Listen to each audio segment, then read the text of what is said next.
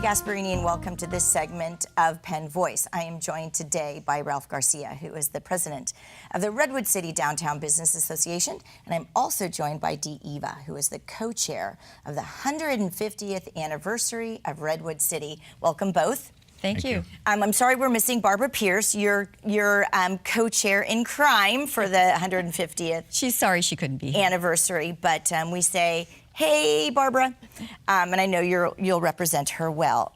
So Dee, let's jump into Redwood City celebrated 150 years of its charter. So tell us a little bit about the activities that you've been hosting this past year, and then we're going to talk a little bit about what's coming up as your conclusion. Oh, I'd be happy to. We're just really thrilled with the events that we've had and the response that we've had from the community. We started out with a kickoff in May of a festival and flower extravaganza downtown Redwood City at Courthouse Square. We had close to 10,000 people attend, and from that we had so much enthusiasm for the rest of the events that we've planned that it's just been rolling right along. After that, we started a speaker series, and we've had 3 of them, all about Redwood City history from local residents who've lived here, know the history, or, as you participated in, about how people came to Redwood City, why their families moved to Redwood City, some more recently, some a long time ago. And again, that's one of the programs that I think people enjoyed so much, they want to see it done more.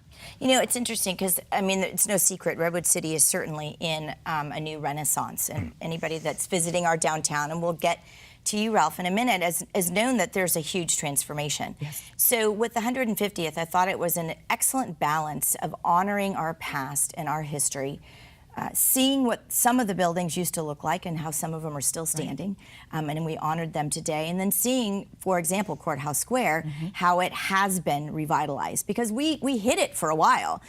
There were some buildings in front of it that we hid what its glory was, and so it was great to see that 150th sort of history brought about, because as you said, there's some new residents. Right. And it was great for them to understand and learn about this rich history. And now you've put together a movie about, so you can put this in the history archives. And so will you talk a little bit about the video and the premiere? I'd be happy to.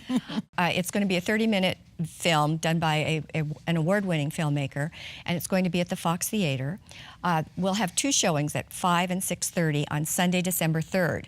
And there's going to be an exhibition from 4 until 8 at Courthouse Square that's going to feature some of the things that we've done throughout the year that have been done by us or by other entities within the city. We're going to have a new public art display on Redwood City pages. The 150 Faces of Redwood City will be also on display. We're going to have the historic photos from the Now and Then project that I think people will find very interesting. We have some fabulous photos.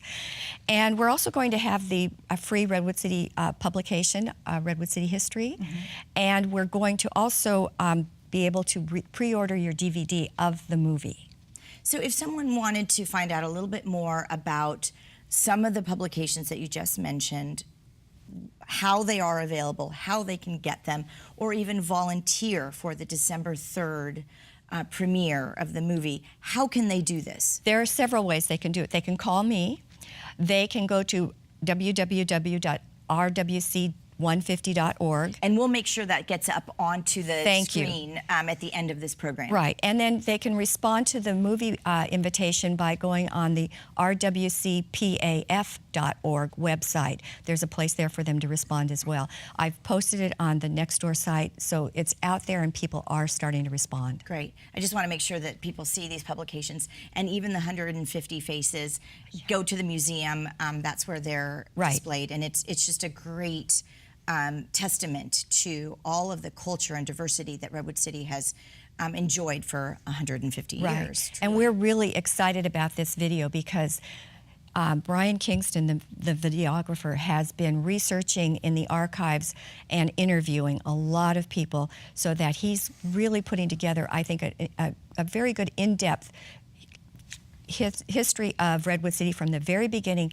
to current day. Right. And there's so many parts of Redwood City that you focus on, not just in the downtown, Right. in that sort of history Right. corridor in the downtown, but Right. the Port of Redwood City and the emergence of Redwood Shores when we brought Redwood Shores into the city. Absolutely. Right? So Yes. there's a lot that you talk about. I think people are going to learn a lot about Redwood City that they never knew. And we're learning tidbits of information about Bela Lugosi getting married at the courthouse in 1927. Some people don't know who he is, but a lot do. And that Sequoia High School was a feeder school for Stanford when it was created, and that the first principal was Curry, who started Camp Curry in Yosemite.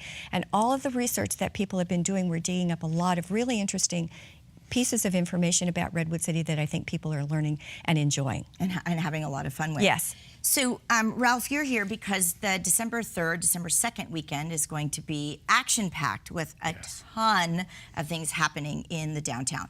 As the president of the Downtown Business Association, you've got some exciting things happening on Saturday, December 2nd, so we want to tell everybody about that. It's going to be a very busy day. I think it starts about 10 in the morning. Then it ends with a parade at the end, but there's snow for the kids that have never seen snow. They can get in, well, they can't do snowball fights. That's where we get to yell at them to stop. And they can go in and have a picture with Santa, and I believe Miss Redwood City, San Mateo County will be there also.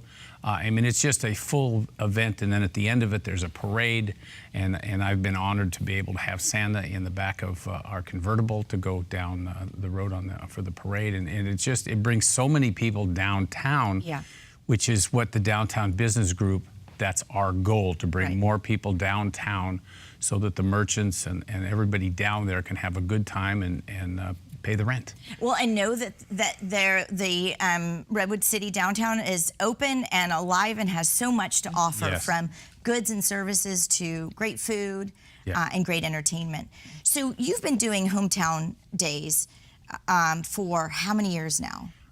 I haven't been from the very beginning of it, but I believe it's 10 or 11 or 12 years. I mean, it's been quite a while. And the transformation has been amazing. Correct. I mean, can you imagine now bringing in snow so that kids can actually play and experience snow, and now the parade, and you have entertainment all throughout the day, food. Bands, food, Where can people go to learn a little bit more about what's scheduled for the day?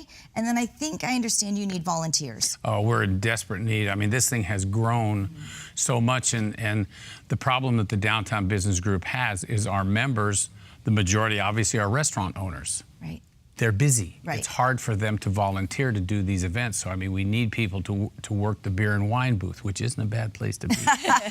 and you know, and numerous places. Regina, who's the executive secretary of the group, she's the one that schedules everything and goes through all that. Thank God, because I could never do what she does. So we'll make sure that Regina's name and contact information are also on the end of this program, because we really want to reach out to everyone in this community. What a great way to give back. Volunteer for a couple of hours, and then enjoy the festival for the next couple of hours. Yes. What are some of the highlights that you want to make sure that everyone doesn't miss? Obviously, it's Santa arriving. Yeah, well, he'll be in the courthouse taking pictures with kids and whatever, and then eventually he's in the parade itself. But I mean, there's bands. I think there's 2 stages that will be going to have music most of the day.